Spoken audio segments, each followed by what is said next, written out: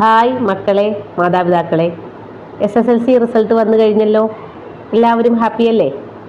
First of all എല്ലാവർക്കും congrats. മാതാപിതാക്കളോട് ഒറ്റപ്പെടുത്തലുകൾ ഒന്നിനും ഒരു പരിഹാരമല്ല.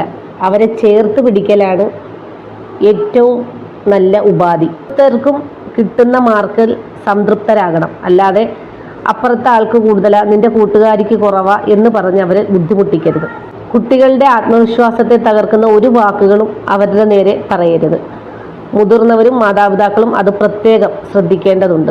കൈവിട്ട വാക്കിന് മൂർച്ചയേറിയ വാളിനേക്കാൾ ശക്തിയുണ്ട് എന്ന് പറഞ്ഞു കേട്ടിട്ടില്ലേ? അതുകൊണ്ട് അവരുടെ നേരെ ഇപ്പോൾ ആത്മപ്രശംസയല്ലാതെ ഒരു വാക്കുകളും നിങ്ങൾ പറയരുത്. അവരെ എന്തിനും മുന്നോട്ട്, അല്ലെങ്കിൽ ഞങ്ങളുണ്ട് എന്ന വാക്കുകളല്ലാതെ അവരിൽ തോറ്റവർക്കും ജയിച്ചവരുടെ മുന്നിലും നിങ്ങൾ പറയരുത്.